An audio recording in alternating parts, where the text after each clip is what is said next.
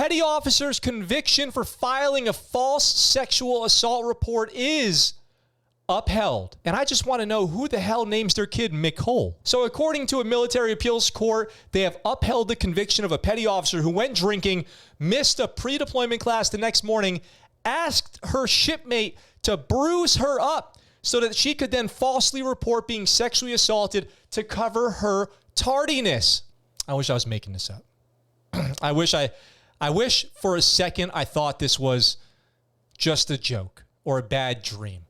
Assigned to the dock landing ship Fort McHenry, then machinist mate 3rd class, Micole A. Dougherty, Micole with an M, the dumbest name I've heard in a while, went drinking at a nightclub near Jacksonville, Florida in December 2018 with another sailor who's referred only by the pseudonym Seaman Recruit Warren in August. But Dougherty, being the responsible sailor, overslept the next morning and missed her pre-deployment firefighting class. If you can't hack it, then don't go out and party. First of all, how are you going to call yourself a sailor if you can't go out and get smashed and make it to work the next day? That's like what being a sailor is all about. Panicked that her tardiness would get her in trouble, she had Seaman Recruit Warren punch her in the face, then drive her to the woods, and where she rolled around in the dirt to make it look like she had been in a struggle. Then she goes to the gate of the base and tells the security personnel she went drinking with a man at a club and later woke up in the bushes with pain in her vagina. Not only is this absolutely the opposite of the Navy's core values of honor, courage, and commitment and everything that being in the military is all about, but goddamn if this doesn't do damage to actual sexual assault victims out there, to people who've been through this, what a kick in the face to actual sexual assault victims who found themselves in the same situation as the military is desperately trying to recover from a string of sexual assault claims, abuses, cases, all this stuff.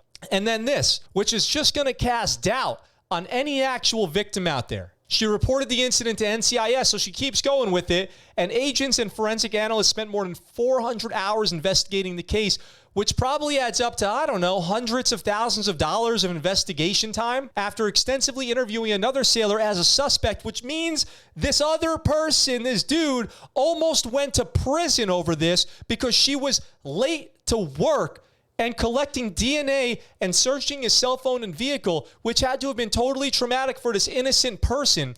Security camera footage led the agents to determine that her report was false. Warren testified at a trial that the petty officer said to bruise her up. Snitches get stitches. You know Micole's crazy with a name like Micole. And then you snitch because she could not go in this late without something being wrong with her. I hope they kicked Warren out too. I hope they kicked Warren's little ass out of the Navy too, because that is just the opposite of honor, courage, commitment. It is the opposite. It's dishonor, cowardice, and flakiness. Dougherty admitted making the false report, but testified that it was Seaman Warren's idea. So she snitched too. No honor among thieves. And that she only participated in the scheme because she was afraid of Warren. What a joke. She was convicted on several charges for conspiring with another sailor to manufacture injuries and falsely reporting she was drugged and raped to avoid getting in trouble for missing a training class, the ruling states. Dougherty was later sentenced to 7 months confinement. She should have gotten 7,000 years. A reduction in rank to E1 and a bad conduct discharge. At least that. She could not be reached for comment. I also tried to look her up to see what kind of psychopath is named Micole, and I couldn't find anything. I wanted to see what Micole looks like. What does a Micole look like? I had to know. Micole Dougherty. What a stupid name. And you have a stupid-ass name with your stupid-ass name. I'm mostly upset by what I know that does to actual assault victims. It's the reverse of it's reversing progress. It delegitimizes the next person who makes a claim that could be legit. You know what they should do? If you make a false claim like that for something so stupid as this, you should get the maximum punishment of the actual crime. So what is the maximum punishment for beating someone in the woods and then leaving them there and them? Whatever that is, whatever that maximum prison sentence is what she should have gotten. What's up, guys? Thanks for watching that clip from our live show. We're live right here on YouTube, Sunday through Thursday, 1800 Pacific Standard Time. If you want, come on by, join the chat. I'd love to hear from you. If you like that video and you want to see more, consider checking out this video right here or subscribing to the channel with this button right here. I look forward to talking to you really soon. I'm out for now.